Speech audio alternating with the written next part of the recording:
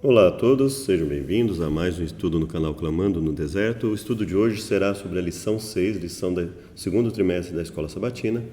Meu nome é Marcelo R.M. Ramos e espero que seja proveitoso o estudo de hoje, como os outros têm sido também. E caso você goste do conteúdo, veja o conteúdo como relevante para divulgação, peço que curta, compartilhe, se inscreva no nosso canal e nos ajude a divulgar cada vez mais essa mensagem. Logo mais nós iniciaremos com oração.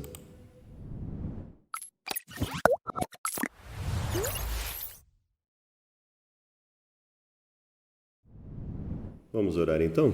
Obrigado, Deus, por mais uma chance de estarmos aqui falando da Tua mensagem. Tudo seja feito para a Tua honra e glória. Nos perdoe por nossas falhas e pecados. Nós imploramos que nos dê sabedoria ao transmitir e a viver a Tua mensagem, a Tua palavra em nossas vidas hoje e sempre. Amém, Pai. Então vamos lá. Lição da Escola Sabatina, as raízes de Abraão. Se você olhar aqui a lição da Escola Sabatina, você vai ver que lição 6, raízes de Abraão, lição 7, aliança com Abraão e lição 8, a promessa. E a lição 8, só para termos uma noção, porque são 3 lições que basicamente elas vão falar de Abraão, né? A lição 8 ela nos diz o seguinte, o verso para memorizar, né? Abraão já era velho, de idade bem avançada, e o Senhor havia abençoado em tudo. Então, aí depois a lição vai falar de Jacó, né? Então nós temos 3 lições aí falando de Abraão e uma falando de Jacó. E a vida de Abraão começa ali na parte do capítulo 12 de Gênesis, né? E aí você vai ver que basicamente o livro de Gênesis, a partir de Abraão, ele vai falar de Abraão, vai falar um pouquinho ali sobre Ló, né? Alguns pontos sobre Ló e a vida de Abraão e como ele viveu. Abrão, né? Quando era Abrão ainda. Depois ele fala de Isaac e fala um pouco de Ismael. Depois fala de Jacó e fala um pouco de Esaú. E por fim fala dos descendentes de Jacó, né? Que depois seria conhecido como Israel. E dentre esses descendentes dá uma ênfase ali a José. Então você vê que fala consideravelmente de Abraão, filho, né? Filho, Isaac, os filhos, né? Filhos de Abraão, depois netos e bisnetos de Abraão, né? Então a descendência ali relativamente próxima de Abraão é bem enfatizada no livro de Gênesis. O livro de Gênesis ele tem um foco grande em Abraão e em seus descendentes, né? Ali nós temos ali uma fala também considerável a respeito de Jacó e sobre a lealdade também de José, a transformação da vida de José, né? E o verso para memorizar está em Hebreus, capítulo 11, verso 8. Pela fé, Abraão, quando chamado, obedeceu. Pela fé, Abraão, quando chamado, obedeceu, a fim de ir para um lugar que devia receber como herança, e partiu sem saber para onde ia. Perceba que na Bíblia não há espaço para fé sem obediência. Você não vai ver nenhum ato de fé destituído da obediência, né? E a obediência em que sentido? Em ouvir, dar ouvidos ao que Deus determina. Isso não significa que você vai ver pessoas sempre fazendo tudo corretamente. Você, né, vai haver falhas, né, no decorrer do caminho. Você vai ver ali, desde sempre na Bíblia, né, falhas. No entanto, você vai ver que pessoas que foram reconhecidas pela sua disposição em obedecer, apesar das suas falhas. A disposição em obedecer, né? Deus falava e eles buscavam obedecer com quedas aqui e ali. Nós vamos ver a vida de Abrão, que depois nós passamos a conhecer como Abraão, e os seus altos e baixos, né? A transformação da sua vida, as mudanças que foram necessárias, né? Para o desenvolvimento, para o aperfeiçoamento do caráter de Abraão. Então vamos lá, chegamos ao centro do livro de Gênesis. A seção central dos capítulos 12 ao 22 contempla a jornada de Abraão, Lech Lecha, em Gênesis 12, 1 e até Gênesis 22, verso 2, né? Então ali, esse esse termo específico, né, em que Deus fala, você precisa ir, né? Vá especialmente você precisa ir. Então, Deus está dizendo, olha, você vai ser o protagonista, você vai ter que liderar, né? E, obviamente, com o poder de Deus, né? Pelo poder de Deus. Deus iria dar o poder a ele e as condições para que ele liderasse, mas ele fala, olha, você precisa partir, você precisa tomar iniciativa em muitas coisas. E nós percebemos que em alguns momentos, Abraão, que ainda era Abraão, ou ele toma iniciativa por impulso e falha, ou ele deixa de tomar iniciativa, permite que outras pessoas tomem iniciativa por ele. E também nós vemos problemas aí.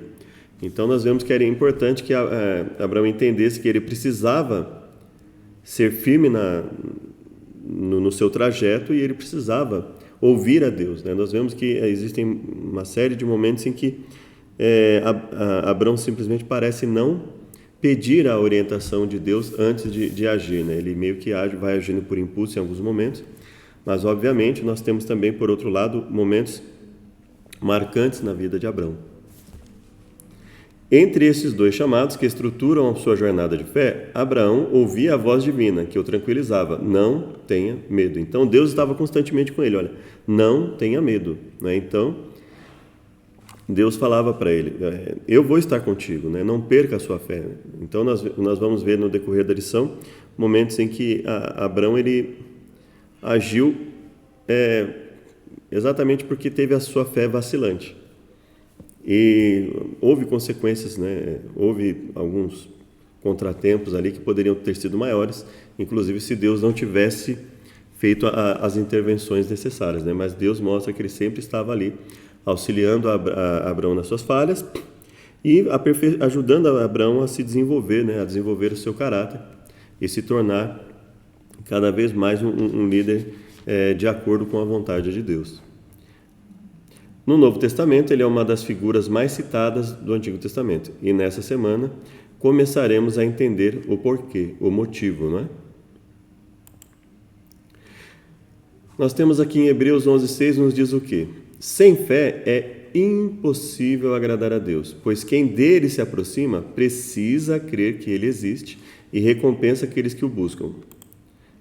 E por que busquei Hebreus 11, 6 e alguns outros, né? O contexto de Hebreus 11, porque é justamente o contexto em que Abraão é citado aqui no verso para memorizar, né? Então, comentando um pouco sobre o verso para memorizar, ele está dentro de um contexto que diz o quê? Sem fé é impossível agradar a Deus, pois quem dele se aproxima precisa, é necessário que creia que ele existe e que recompensa, se torna galardoador daqueles que o buscam. Então veja, sempre que a Bíblia fala em fé, ela fala em fé associada seria a fidelidade. Sempre que Deus fala em fidelidade, ele fala em algo que faz com que nós tenhamos a disposição, não só em acreditar em Deus, mas em buscá-lo, nos relacionar com Ele, buscar de todo o coração, de toda a alma, de todo o entendimento e, consequentemente, obedecê-lo. Então, nós não vemos a fidelidade a Deus separada da obediência, isso é importante para nós. E aí, então, o autor de Hebreus, ele vai e fala, pela fé Noé, quando avisado a respeito de coisas que ainda não se viam, movido por santo temor, construiu uma arca para salvar sua família. Então mostra o protagonismo de Noé. Obviamente Deus o estava orientando, mas ele construiu, né? Ele construiu ali com aqueles que estavam ali ao redor dele, né? Em que ele pôde ser ajudado, mas ele aceitou a ordem de Deus e direcionou ali, através de Deus, claro, né? Pelo poder de Deus, pela sabedoria de Deus, ali a construção da arca. Por meio da fé, ele condenou o mundo e tornou-se herdeiro da justiça que é segundo a fé. Então veja, ele, pela sua obediência, por meio da sua disposição, a sua fé, a sua fidelidade, o levou a obedecer a Deus e por essa obediência ele se tornou herdeiro da justiça. E no caso de Abraão, quando chamado, obedeceu e dirigiu-se a um lugar que mais tarde receberia como herança, embora não soubesse para onde estava indo. Embora ele não soubesse para onde estava indo, ele obedeceu, porque ele reconheceu Deus ali falando com ele, reconheceu e acreditou nos benefícios que Deus poderia oferecer a ele, não só no sentido de uma geração imediata, mas também coisas que possivelmente nem o próprio Abraão imaginasse, que a grandiosidade de tudo que aconteceria, né? Portanto, também nós, visto que temos a rodear-nos tão grande nuvem de testemunhas, livremo-nos de todo o peso e do pecado que tão firmemente se apega a nós.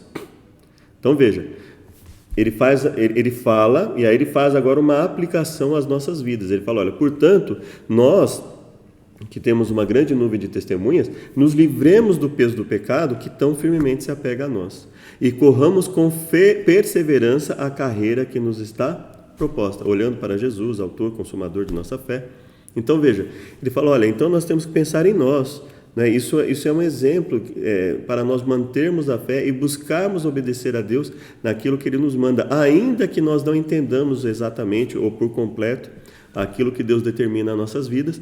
Nós devemos também nos livrar de todo o peso do pecado, né? Tanto no sentido de nos livrar não só da culpa pelo pecado, mas também do próprio pecado, né? Da escravidão do pecado, nos livrar da escravidão do pecado.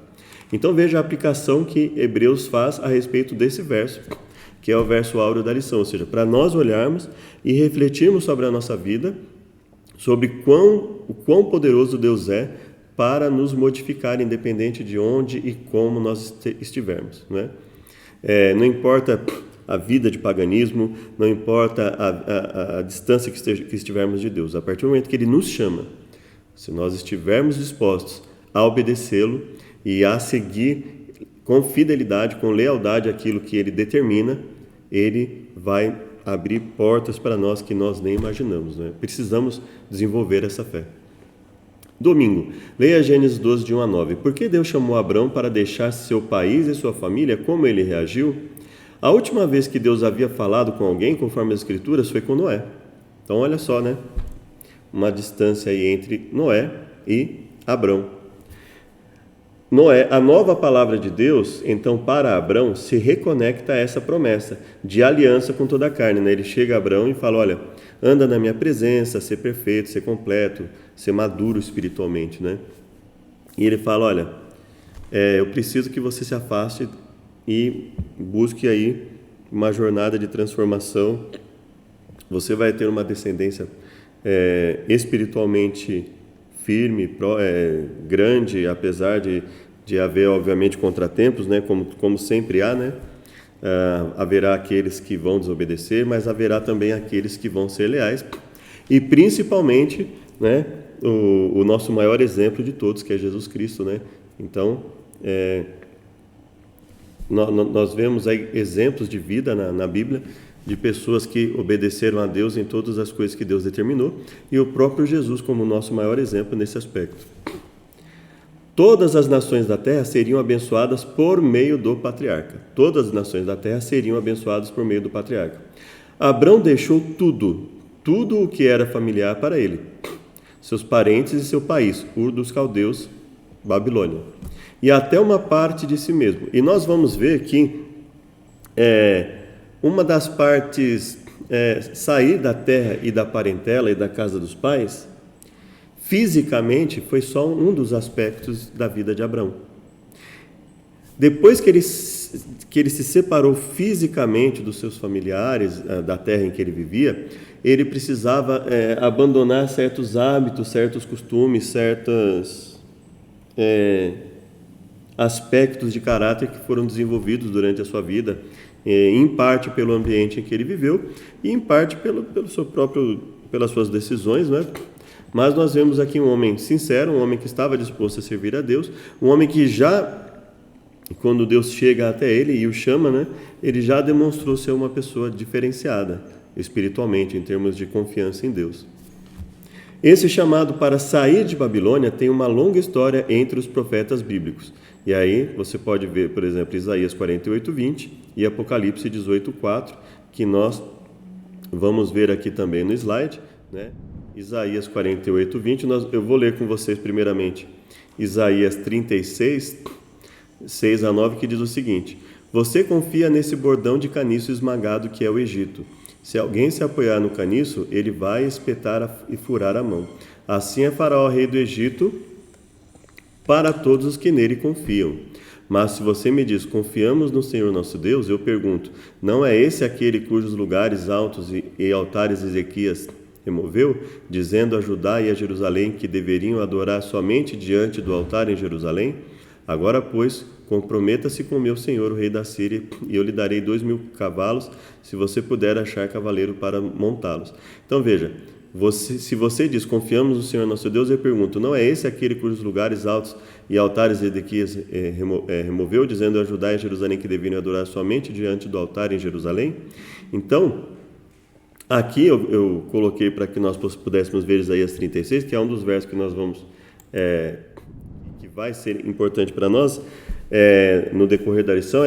Em que sentido? No sentido de nós nos perguntarmos em quem nós confiamos.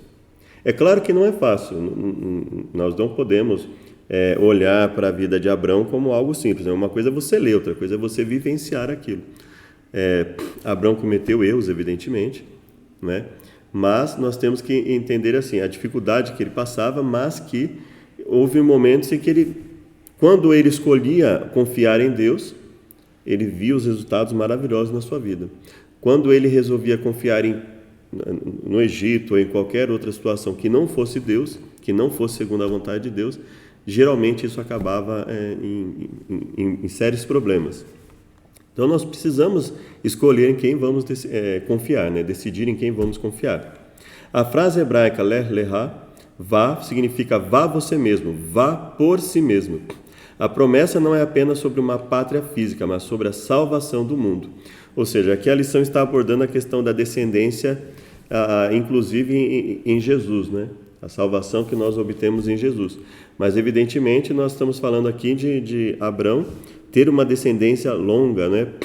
E, inclusive, entre os seus descendentes que buscassem obedecer a Deus, as nações da terra seriam, evidentemente, abençoadas, né?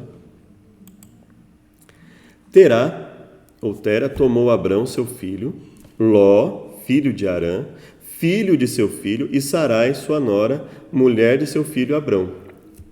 E saiu com eles de Ur dos Caldeus para ir à terra de Canaã. Olha só, então começou lá em Tera, né? Saiu de Ur para ir à terra de Canaã. Foram até Harã, onde ficaram. Então veja só, começou com Terá. Terá já começou ali, né? Ele pega Abrão, seu filho, Ló, filho de seu filho, e aí nós entendemos aí um dos motivos aí de Abrão levar a Ló, né?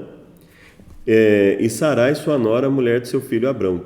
Apesar de haver toda uma certa controvérsia entre ele ter levado a Ló e tudo, né? E um certo aspecto até talvez de ingratidão de Ló no momento em que ele pede para decidir ali, e aí Ló demonstra ali uma certa ambição em relação ao local que ele escolheria, mas nós entendemos, né? Ou seja, o seu parente próximo já havia perdido o pai, né? E Terá o levara, né? E aí então ele já começa um processo de transição, né? Terá já começa um processo de transição. No entanto, nós estamos falando aqui de pessoas que já estavam envolvidas no paganismo, já estavam envolvidas no abandono de princípios divinos, né? Então, mas nós já vemos em Terá ali um direcionamento à terra de Canaã. Babilônia, a joia dos reinos, glória e orgulho dos caldeus, será como Sodoma e Gomorra, quando Deus as destruiu. Nunca mais será habitada, ninguém morará nela. Então veja aqui Deus ali dizendo que Ele é que determina tudo. Ele é que permite que reinos se levantem, Ele é que faz com que reinos caiam, Ele é o Senhor, Ele é o soberano de tudo. Se você tivesse dado ouvidos aos meus mandamentos, então a sua paz seria como um rio e a sua justiça como as ondas do mar. Também a sua posteridade seria como a areia, e os seus descendentes como os grãos de areia. O seu nome nunca seria eliminado nem destruído diante de mim. Saiam da Babilônia, fujam do meio dos caldeus. Anunciem isto com voz de júbilo. Proclamem e levem esta boa notícia até os confins da terra. Digam, o Senhor remiu o seu servo Jacó. Então perceba que nós vemos ali, em um lado, em Isaías 13, falando da soberania de Deus. Ele é que permite que os reinos se levantem, ele que permite que os reinos sejam destruídos, diminuídos em sua força, etc. E aqui nós vemos Isaías 48 dizendo assim, se vocês ouvissem o que eu mando, se nós ouvíssemos, se nós seres humanos ouvíssemos mais, né, a Deus naquilo que Ele determina para nós, como nossa vida poderia ser diferente em vários aspectos. E ele fala, saiam de Babilônia, fujam do meio dos caldeus. Então ele diz, olha, um dos segredos para uma vida espiritualmente de acordo com a vontade de Deus é se afastar daqueles que promovem o mal, daqueles que promovem a rebelião contra Deus. Então, evitar esse tipo de contato. E nós vamos ver, inclusive, na atitude de Abrão com o rei de Sodoma, né, que Abrão ele procurava evitar esse tipo de contato, evitar algum tipo de dependência, algum tipo de relacionamento que pudesse levar alguém a imaginar que ele estivesse fazendo associações e vivendo em dependência de pessoas que tinham uma vida ali de maldade, de rebelião pura contra Deus. Apesar de havia momentos que Abrão caiu, houve momentos que Abrão caiu sim, mas houve momentos que ele demonstrou ali uma disposição muito grande em obedecer a Deus e ser bastante leal a Ele. De fato, todos os profetas de Samuel em diante, um por um, falaram e predisseram esses dias. E vocês, ou seja, dizendo, isso em Atos, né?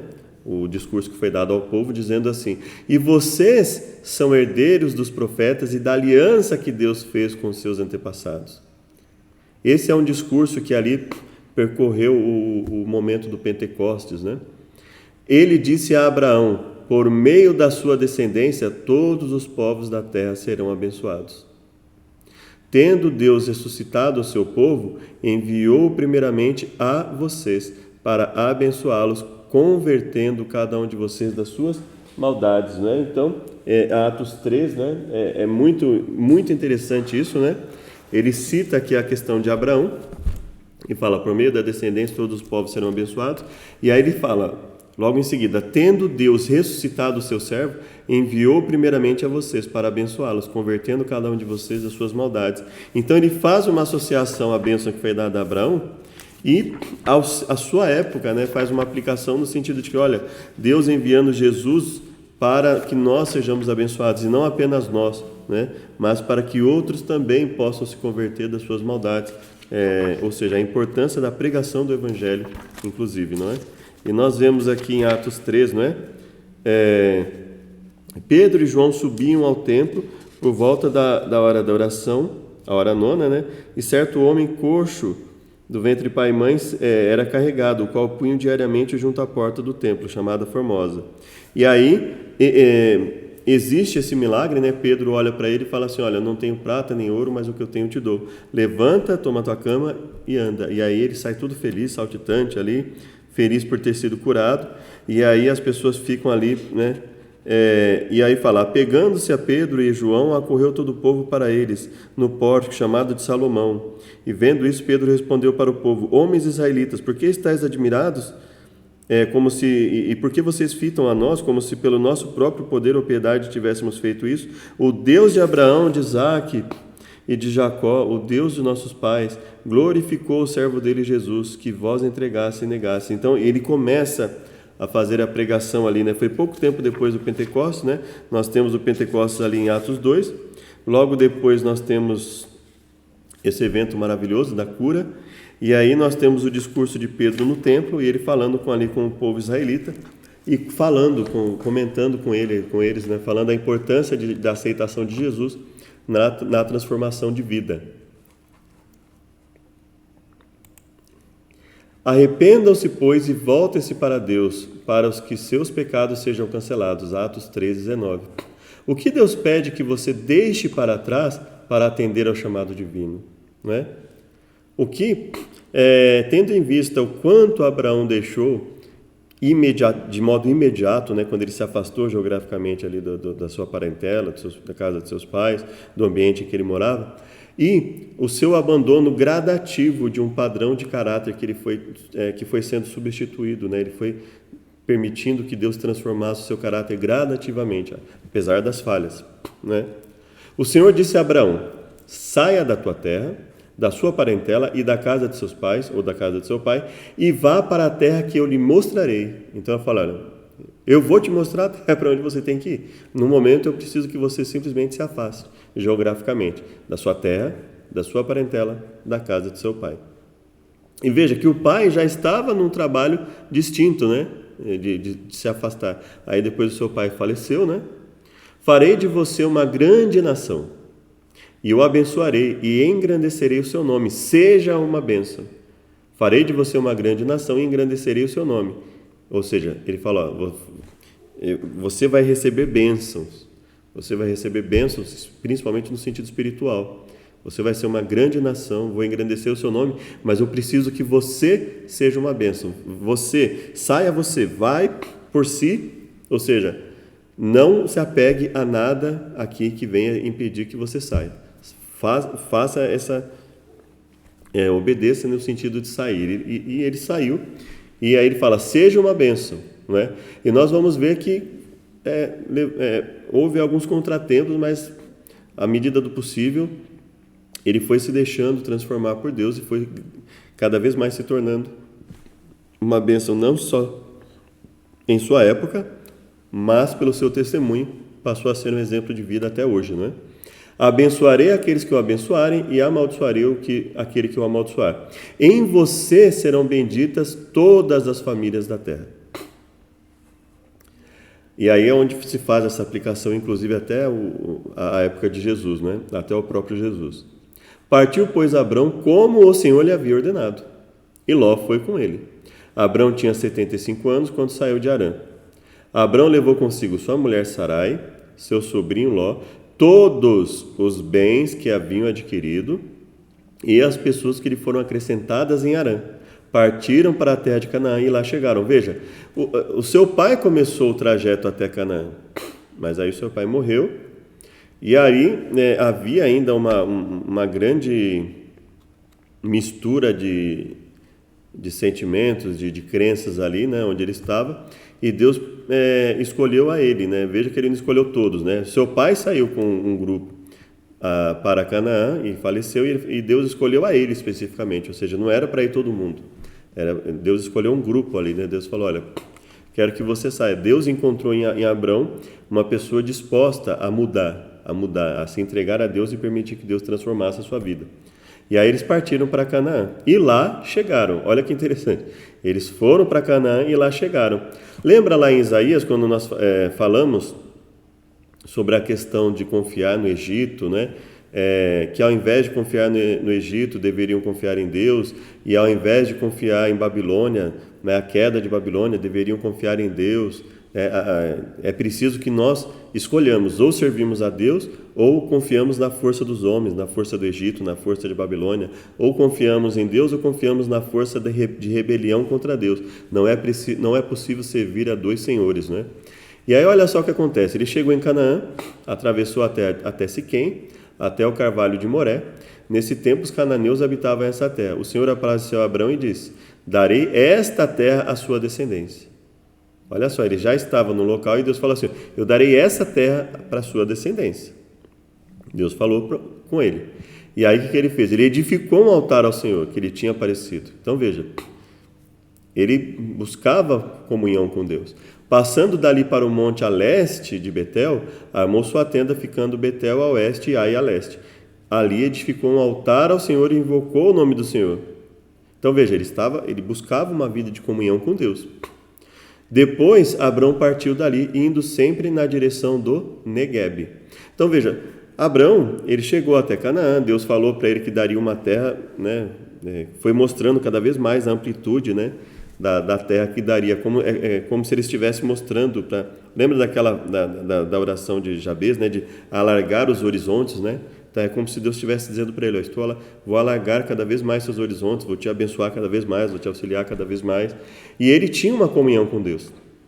Então nós não estamos falando aqui de uma pessoa que não buscava depender de Deus, mas como nós, né, teve momentos de que via de regra buscava obedecer a Deus, mas teve momentos ali que acabou caindo, né? Acabou cedendo na sua fé. Porque Abrão deixou a terra prometida para ir ao Egito, como o faraó se comportou em comparação com Abrão, isso foi um ponto triste, né? Um ponto triste, principalmente ao compararmos a atitude do próprio faraó com a atitude de Abrão, né? Ironicamente, Abrão vai ao Egito por causa da fome. Textos egípcios antigos mostram pessoas de Canaã indo para o Egito em tempos de fome. Pessoas vindas de Canaã são identificadas como miseráveis asiáticos, Amu, e descritas como pessoas com falta de água, que não habitam um lugar, a comida impulsiona suas pernas. Então veja, inclusive pessoas que eram recriminadas, porque houve um grupo que se apoderou ali de um local altamente privilegiado, e as pessoas passavam necessidade e acabavam dependendo deles, e eles ainda eram recriminados, né? Nós vimos aí miseráveis asiáticos, a comida impulsiona suas pernas, ou seja, eles iam porque eles precisavam, né? E ainda assim eram talvez até ridicularizados muitas vezes pelas suas necessidades. O Egito se tornou um símbolo de seres humanos que confiam em seres humanos em vez de Deus. E por que a lição está falando isso? Porque Deus já havia dito para Abrão que ele daria uma terra considerável para ele, né? Mas ele ainda assim teve esse momento em que não só a ida dele, mas a atitude que ele teve quando chegou ali foi muito triste, né? Abrão deixa Ur pela fé e Canaã por si mesmo, por sua vontade. E se você olhar na lição, a lição até usa termos bastante fortes para falar de Abrão. Eu só não coloquei aqui mais para a questão mesmo de limitação, né, de conteúdo, mas você vai ver que e realmente Abrão ali ele parecia um homem diferente, né, um homem diferente daquele que havia deixado Ur. Durante sua permanência no Egito, Abraão deu prova de que não estava livre de fraqueza e imperfeição humanas. Ocultando o fato de que Sara era sua esposa, evidenciou desconfiança no cuidado divino, falta daquela fé e coragem sublime tão frequente e nobremente exemplificada em sua vida. Então veja, Ellen White está dizendo o que a Bíblia nos revela, inclusive, né? Ellen White está ali resumindo, dizendo, olha, a vida de Abrão é uma vida de fé e coragem sublimes, frequente e nobremente exemplificados em sua vida. Então, falando, a regra na vida de Abrão não foi isso. A regra na vida de Abrão foi um homem de constante busca, comunhão com Deus. Nós vemos o texto bíblico, acabamos de ler o texto bíblico, né? De ele edificando altares, ele buscando uma comunhão com Deus. No entanto, ele cedeu em alguns momentos, né? A graça levou a esperança a Abrão, a graça que levou a esperança a Abrão mantém-na a nós, né? Então, nós precisamos ter essa confiança em Deus quando caímos, mas, obviamente, devemos ter também a disposição em deixar Deus nos transformar, assim como Abrão, né, que depois se tornou Abraão, ele falhou em alguns momentos, no entanto, ele deixava que Deus transformasse a sua vida e foi gradativamente sendo transformados, e nós temos a mesma oportunidade de, apesar de nossas falhas, permitirmos que Deus nos transforme gradativamente. E Ellen White fala, olha, a fé e coragem sublime eram muito frequentes, olha, tão frequente e nobremente exemplificada, quer dizer, que era muito frequente. A fé e a coragem de Abrão, elas se tornaram cada vez, e a coragem e fé de Abrão, à medida que a fé que Abrão tinha foi crescendo, a coragem em sua vida foi se manifestando de maneira mais determinada, né? E, no entanto, ele estava, né, cedeu em alguns momentos, e nós também, né, temos que tomar cuidado. Aquele que está em pé, cuide para que não caia, né? E aí nós temos que ter esse cuidado de mantermos firme nossa comunhão e, quando caímos, reconhecemos a nossa queda e buscarmos nos voltar a Deus. Para os fiéis, é fácil se desviar do caminho certo? Bom, se desviar do caminho certo é fácil, né? É só ceder aos instintos, né? Por que a desobediência nunca é uma boa escolha? Porque nós vemos, né, não só na vida de Abrão, que podemos chamar de Abraão até, né, porque esse foi o nome que depois ele fixou. Mas nós vemos desde Adão até a nossa vida, no nosso dia a dia, nós vemos uma série de exemplos bíblicos e exemplos no nosso dia a dia, nossos próprios exemplos, o que acontece quando nós desobedecemos a Deus, né? Ainda que haja alguma aparência de privilégio, de benefício, seja financeiro, seja social, geralmente nós, quando analisamos honestamente, percebemos que é muito triste, é muito grave e geralmente traz uma série de consequências prejudiciais à nossa vida, né? Havia fome naquela terra, assim Abrão foi para o Egito. Havia fome, veja, aparentemente quando você olha, você estava tendo fome naquela terra, né? E Abrão foi para o Egito, para ali ficar, porque era grande a fome na terra. Então veja, então havia fome ali nas redondezas, né? E aí e como nós percebemos que Abrão ele estava agindo por impulso? Pelo que ele fala logo depois para sua mulher, ele fala assim: quando se aproximava do Egito, quase ao entrar, disse a Sarai sua mulher: ora, bem sei que você é uma mulher muito bonita. Os egípcios, quando virem você, vão dizer: essa é a mulher dele. Então vão me matar, deixando você com vida. Nós vemos, inclusive, que um dos motivos dessa ideia de que seria assassinado, mais à frente, quando nós tivemos oportunidade em outras lições, e se você quiser ler também, momentos em que é perguntado ao servo de Deus assim: olha, mas por que você fez isso? Ele falou: olha, eu vim para esse lugar e falei, não existe temor de Deus nesse lugar. Então, o que fatalmente ele viu ali, para ele dizer, chegar a esse ponto? Então, eles vão me matar deixando você com vida. Ele não viu temor de Deus naquele lugar. Então, veja que, à medida que nós vamos contextualizando a leitura, nós vamos percebendo ali que ele estava em um ambiente que não foi assim que aconteceu, né? Mas ele temeu por isso, né? Lógico que isso não justifica a sua atitude, mas ele, em outro momento, quando é dito assim, olha, eu olhei esse lugar e vi, não, aqui não existe temor de Deus. Então, possivelmente, tendo em mente o padrão de comportamento, é possível que esse tenha sido o pensamento dele no momento em que chegou ali. Então ele fala: diga, pois, você é minha irmã, para que me tratem bem por sua causa e por amor a você me conservem a vida.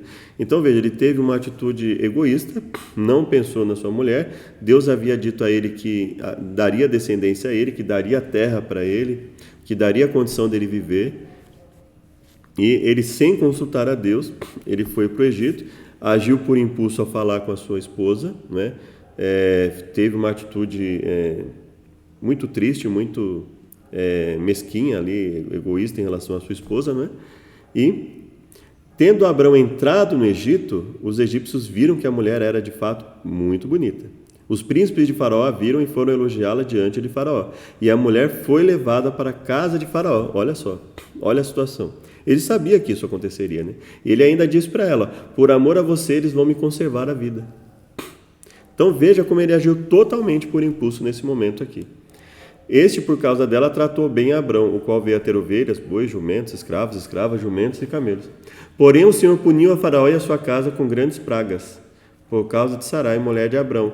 E o que mais um indicativo de que aquele povo era ímpio, né? A questão da punição com pragas. O Faraó mal sabia, então veja que todos os indicativos bíblicos são de que ele estava realmente em um ambiente ímpio, né? E veja que em um ambiente ímpio, ele foi oferecido para ele uma lição que talvez, por mais que ele viesse a errar posteriormente, possivelmente ele não se esqueceu dessa lição. Faraó chamou Abrão e lhe disse: o que é isso que você fez comigo? Por que não me disse que ela era a sua mulher? Por que me disse que ela era a sua irmã? Foi por isso que a tomei para ser minha mulher. E agora, pois, aqui está a sua mulher, tome e vá embora daqui. E Faraó deu ordens aos seus servos a respeito de Abrão, e eles o acompanharam a ele, a sua mulher e a tudo que possuía. Veja, quando Deus lança a praga naquele local, e depois o Faraó dá ordem para que ele se afaste dali, ele percebe que se ele tivesse confiado em Deus, não precisaria ter passado por nada disso. Deus o abençoaria e daria a solução para aquilo que aconteceu com ele. Veja a vergonha pelo qual ele passou, a vergonha pelo qual ele fez a sua mulher passar. Ele estava ali colocando a sua mulher em um caso grave de adultério, né? E para preservá-lo, e aí veja a lição que Faraó deu a ele, né? Olha, eu fiquei... Tudo bem que nós estamos falando aqui, o contexto nos dá a entender que nós estamos falando aqui de um grupo ímpio de pessoas, né? Até a praga que Deus lançou, né? Não só sobre Faraó, mas sobre a casa de Faraó, né? Então, mas mesmo nessa situação, o Faraó deu um exemplo ali para ele. Olha, eu fiquei com ela porque você falou que era sua irmã. Ou seja, senão eu não ficaria. Então, veja, e ele tinha que ter confiado em Deus. Ainda que ele tivesse ido para ali, ele deveria ter falado, não, essa é minha esposa, ele deveria ter se mantido. Então, veja que ele tinha essas oscilações de coragem ainda, né? Ele ainda precisava ser transformado por Deus. O que essa história nos ensina sobre caráter? Abrão voltou para onde estava antes, como se sua viagem ao Egito tivesse sido um mero desvio infeliz. E foi muito mais que isso, né? Foi um momento extremamente constrangedor. Abrão se arrependeu e voltou a ser ele mesmo, Abrão, o homem de fé. O próprio Abrão propôs um acordo pacífico e permitiu que Ló escolhesse primeiro, né, em Gênesis 13, 9 e 10, um ato generoso e bondoso, indicativo do tipo de homem que Abrão era. Então veja, aqui nós estamos falando ali em especial, inclusive sobre Abrão e Ló, né?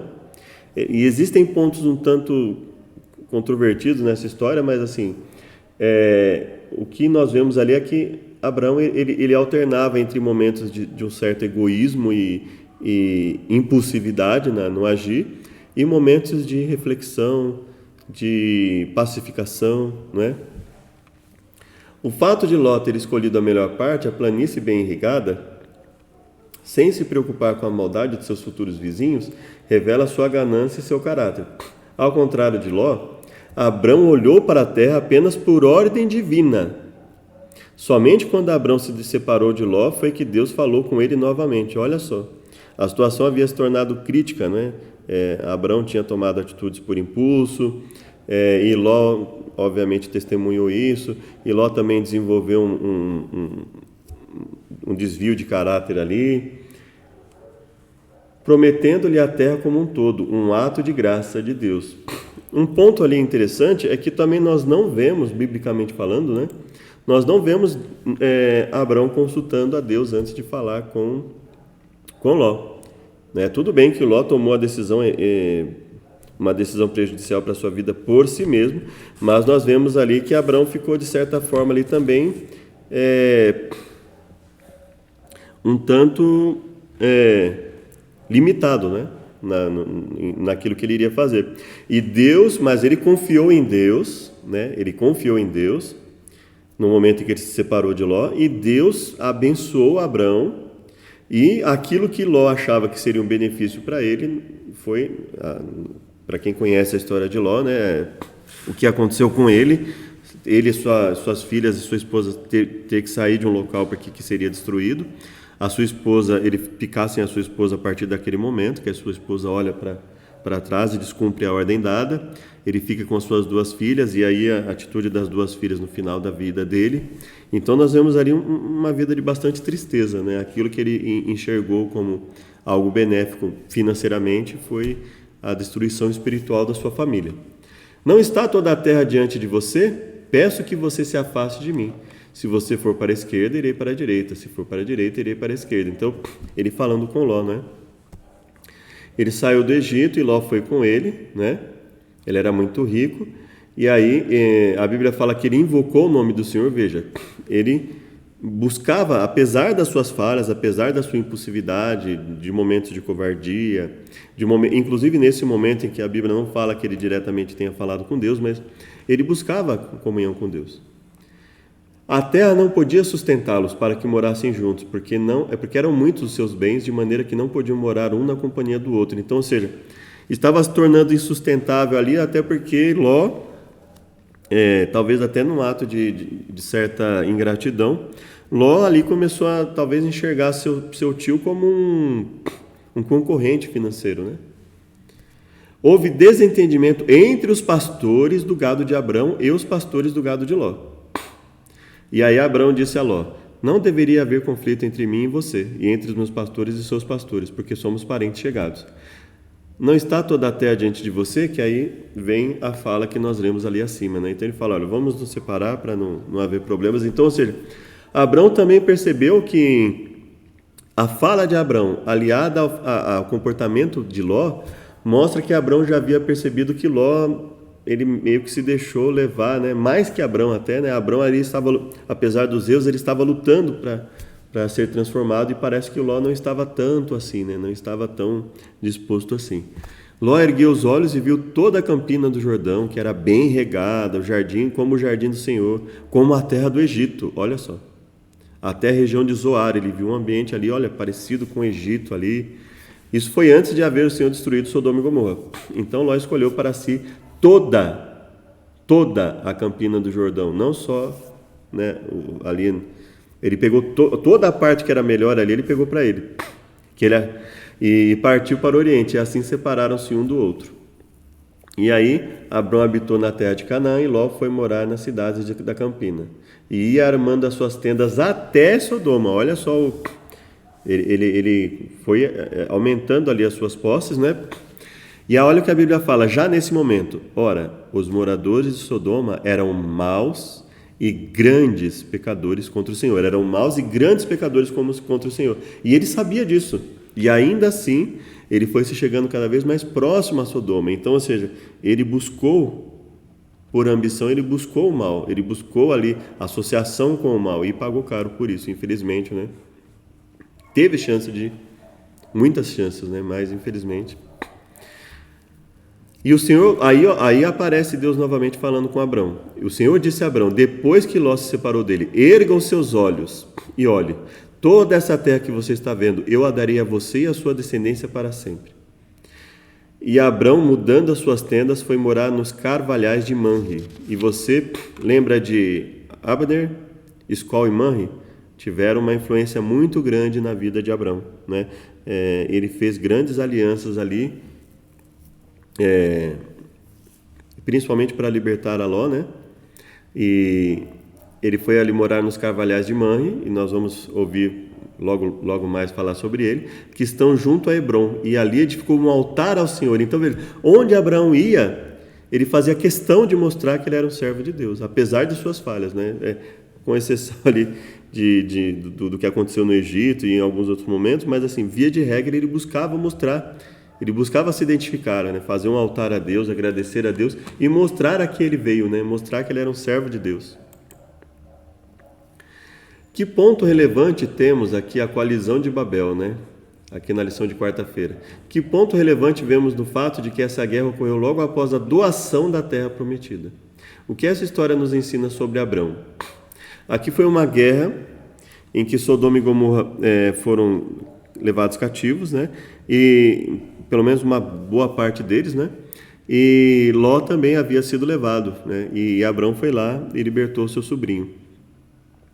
A primeira guerra narrada nas Escrituras, essa guerra entre duas coalizões. A primeira, 4 exércitos da Mesopotâmia e da Pérsia, contra outra coalizão, reunião de grupos, né, de 5 exércitos cananeus, incluindo Sodoma e Gomorra. Sugere um grande conflito, ou seja, 2 grupos ali, um grupo era sujeito ao outro, e aí houve uma rebelião de um grupo contra o outro. Por isso que a lição diz: essa operação militar está relacionada com a rebelião dos povos cananeus contra seus suzeranos babilônios. Então, ou seja, os cananeus ali tinham uma certa relação de servidão em relação aos babilônios, né?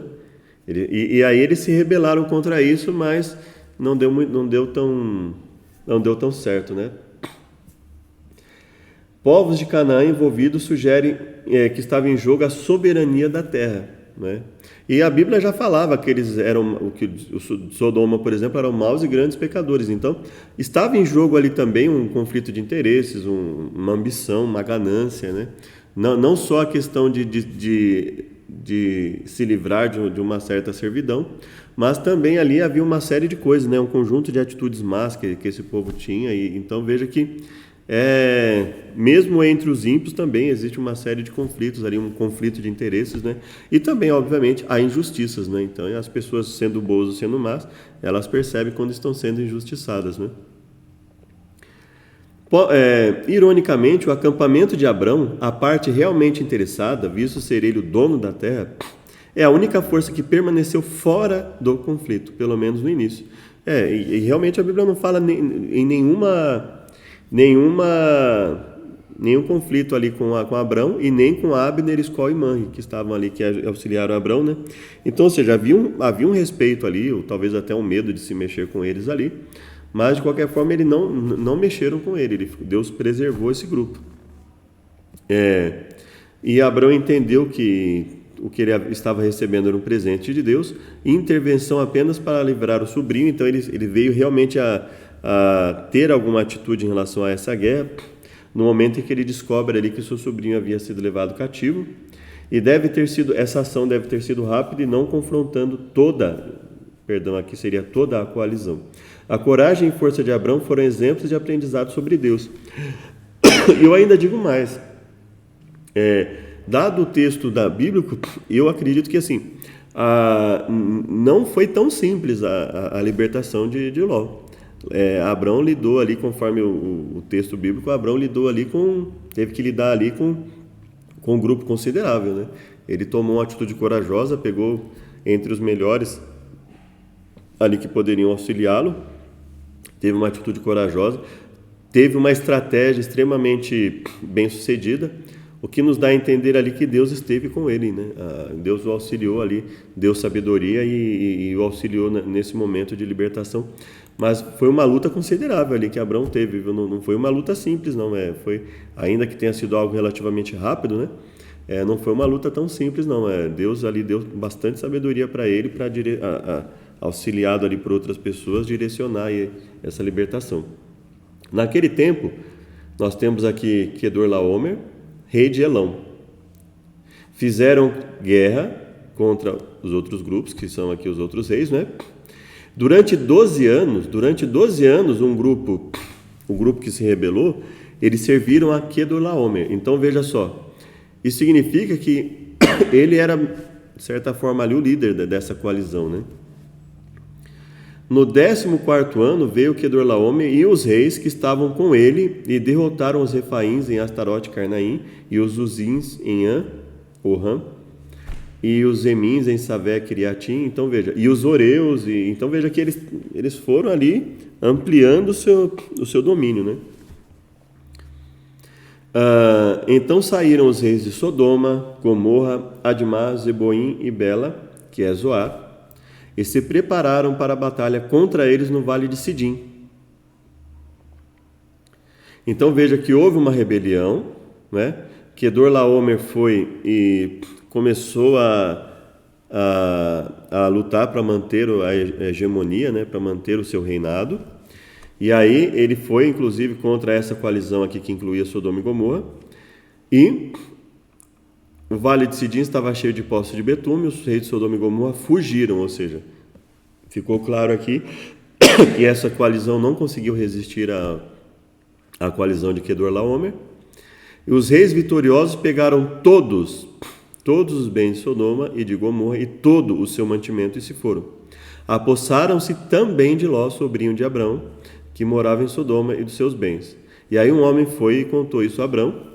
E aí, veja só, ele se morava junto dos carvalhais de Manre, o amorreu, e irmão de Escol e de Aner, né? Ou Abner, Aner, e os quais eram aliados de Abrão. Então veja que Abrão fez uma aliança com esse grupo, né? E quando Abrão soube que seu sobrinho estava preso, fez sair 318 dos mais capazes, nascidos em sua casa, e persegui-os. Perdão. Os inimigos até Dan. E de noite, Abrão dividiu seus homens em grupos, derrotou os inimigos e os perseguiu até Obá, que fica ao norte de Damasco. Então veja, foi uma luta forte aqui. Ele não simplesmente chegou, pegou e fugiu, não. Ele perseguiu os homens ali para conseguir os objetivos, trouxe de novo todos os bens, olha só, todos os bens, e não só de Ló, mas de todos os bens, incluindo até a parte de Sodoma, né?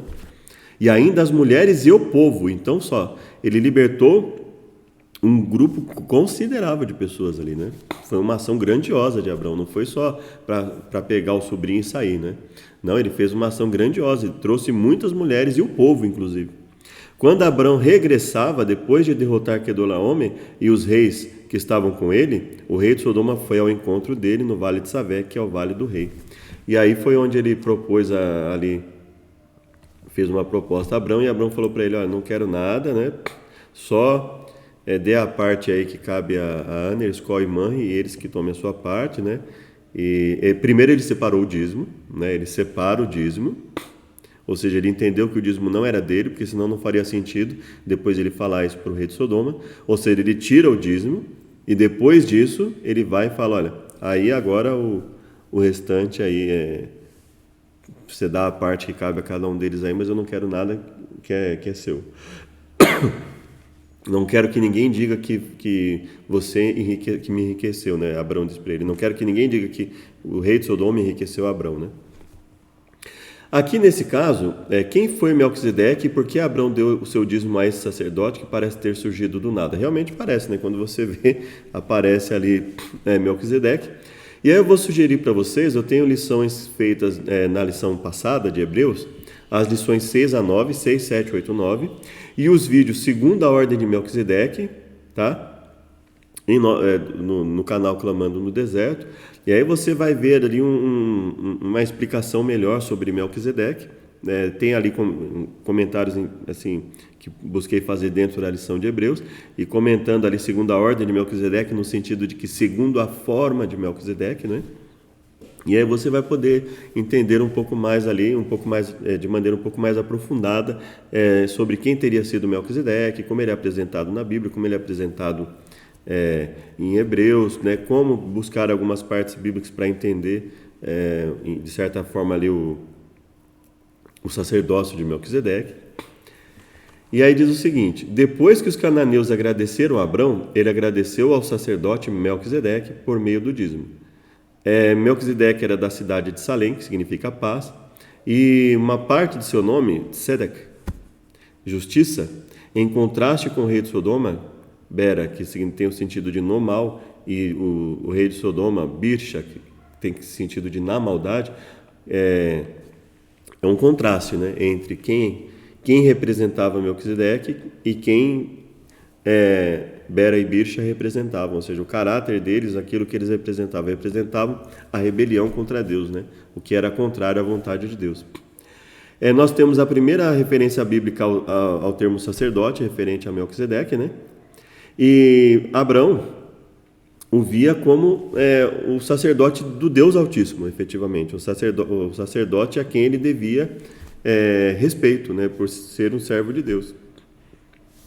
E aí a lição esclarece que Melquisedeque não deve ser identificado como Cristo. Hebreus faz ali uma simbologia, um certo trabalho de símbolos ali, simbólico, para aplicar o sacerdócio, por aplicação, o sacerdócio de Melquisedeque, por semelhança, ele faz uma semelhança com o sacerdócio de Cristo. Então existem momentos que dá a entender que ele estaria falando do próprio Cristo ao falar de Melquisedeque, mas entendemos que não, que ele está ali fazendo um paralelo, aplicando o texto para fazer uma comparação de Melquisedeque com Cristo, mas não identificando Melquisedeque como sendo o próprio Cristo, mas o seu sacerdócio como um sacerdócio semelhante ao de Jesus Cristo, que obviamente o de Cristo sendo superior a todos os outros sacerdócios, inclusive, né? Abrão, entretanto, deu a Melquisedeque o dízimo de tudo, como expressão de gratidão ao Criador que possui tudo. Paradoxalmente, o adorador entende que o dízimo é um presente de Deus. E por que nós entendemos que o dízimo é um presente de Deus? Quando bem utilizado, né? Porque o dízimo não é para satisfazer necessidades de Deus. O dízimo é para satisfazer necessidades do próprio ser humano, em que o princípio do dízimo é o quê? É ter pessoas que trabalhem exclusivamente na atividade espiritual para auxiliar outras pessoas, inclusive os dizimistas e ofertantes. Então veja, quando o dízimo é bem utilizado, quando ele é usado de modo de acordo com a vontade de Deus, ele efetivamente ele é um presente não do ser humano para Deus. E na verdade nós usamos inclusive o termo devolvemos para Deus o que pertence a Ele. Mas essa devolução para Deus é uma devolução simbólica. Nós estamos devolvendo para o trabalho de Deus, mas na verdade quem está sendo beneficiado, novamente enfatizando, quando é bem utilizado, quem é beneficiado com isso? O próprio, dentre outras pessoas, o próprio doador. Então, nós, para que serve? Dentre outras coisas, o dízimo e a oferta voluntária.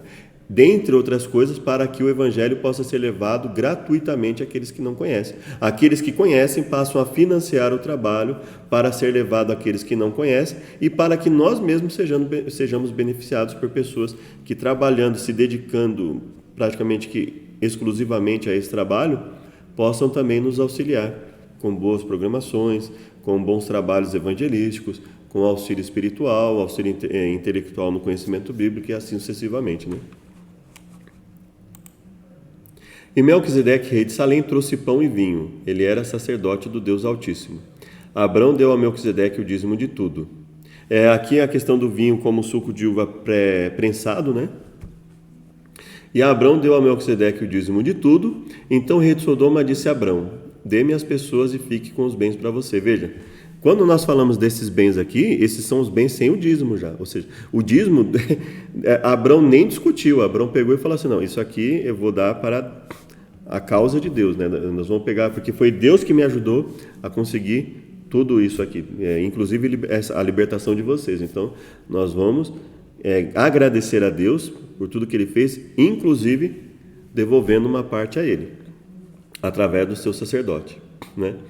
E depois que Ele separou, olha só, aquilo que poderia ser dele, por isso que nós entendemos que não foi uma atitude isolada de Abrão, que isso era um hábito que ele tinha, a diferença de atitude que ele teve em relação ao dízimo e em relação aos bens que restaram depois dele devolver o dízimo.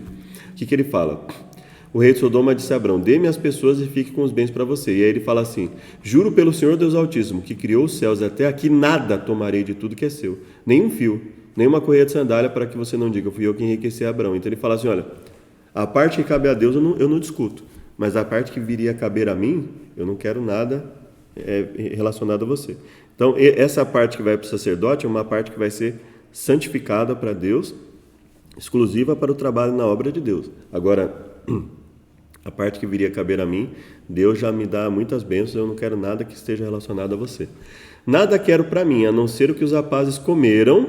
Então, tirando a parte que os rapazes já precisaram comer quando foram lá comigo, e a parte que toca a Ana, Eliscó e mãe, os homens que foram comigo, que esses fiquem com a parte deles. Então veja, quando ele dá o dízimo de tudo, ele dá o dízimo da parte que caberia a ele, ao rei de Sodoma, a Ana, Eliscó e mãe. Então ele dá o dízimo de todo mundo. Ele fala, ele tira o dízimo de tudo, que envolvia a parte de todos, e dos 90% restantes é que ele redistribui. Ele fala, olha, aí vocês redistribuem como acharem melhor, né?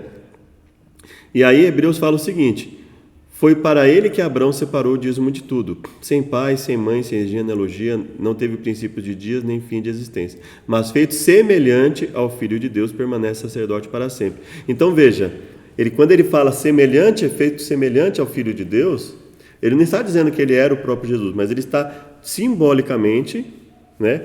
E como é que nós sabemos que ele se usa de simbolismo? Quando nós vemos aqui, por exemplo, olha, quando ele fala aqui no final, porque Levi, por assim dizer, já estava no corpo de seu pai Abraão, quando Melquisedeque foi ao encontro deste. Ou seja, ele está se utilizando de simbolismo aqui. Por assim dizer, também Levi, que recebe dízimos, pagou-os na pessoa de Abraão. Então veja que ele se utiliza de simbolismos através de metáfora, né? Olha, ele pagou como? Obviamente, pagou de forma simbólica. Ele está usando isso de forma simbólica. A mesma coisa aqui é a questão de Melquisedeque, né? Então ele fala, olha, simbolicamente, como não é apresentado genealogia de Melquisedeque, Não é apresentado quando ele nasceu e quando ele morreu, ou seja, se não teve princípio de dias nem fim de existência, ou seja, não é apresentado isso, mas feito semelhante ao Filho de Deus, permanece sacerdote para sempre. De que forma? De forma simbólica, através do sacerdócio de Jesus, que é semelhante ao sacerdócio. Então, ou seja, o sacerdócio de Jesus mantém o sacerdócio, o padrão, a forma de sacerdócio de Melquisedeque para sempre. Assim como simbolicamente Levi, né, teria recebido dízimos, teria pago dízimos ali na pessoa de Abraão, né? Ele usa isso de forma simbólica. Veja como era grande esse a quem Abraão, o patriarca, pagou o dízimo tirado dos melhores despojos. Então veja que o que nós temos aqui. Nós temos claramente, ele fala assim, olha como era grandioso o sacerdócio de Melquisedeque, né? E o sacerdócio de Jesus, que é superior ao dele, é muito maior. É isso que Paulo está, ou o autor de Hebreus, né, para quem não entenda que seja Paulo, isso que o livro de Hebreus está nos dizendo, né?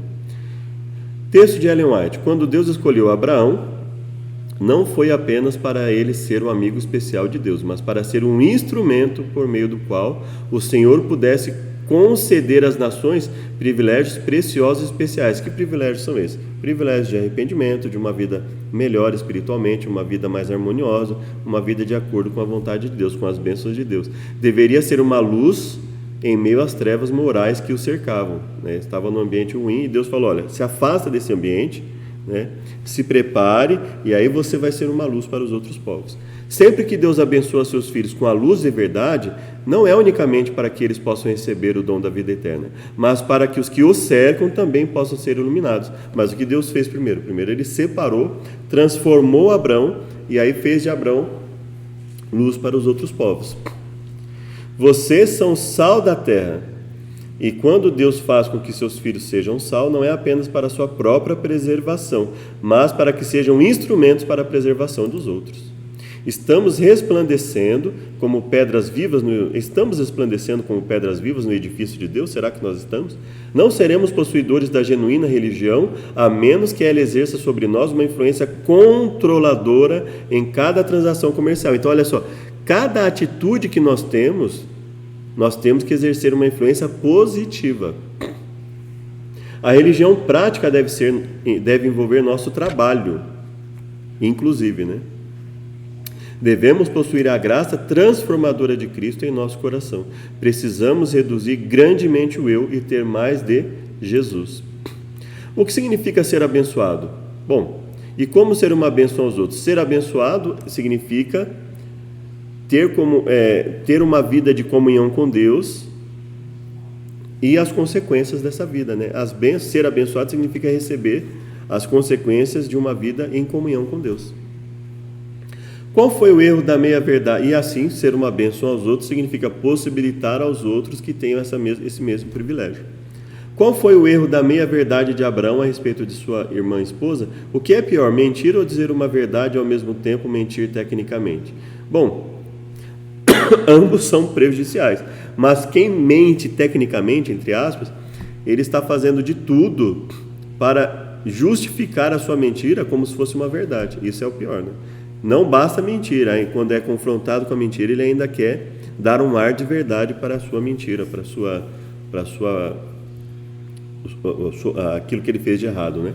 Leia a resposta de Abrão à oferta do rei de Sodoma. Que lição tiramos dessa história? Abrão teria sido justificado se tivesse aceitado a oferta, dado o fato de que a Bíblia, no momento em que ele se separa de Ló, já fala de Sodoma como maus e grandes pecadores contra o Senhor.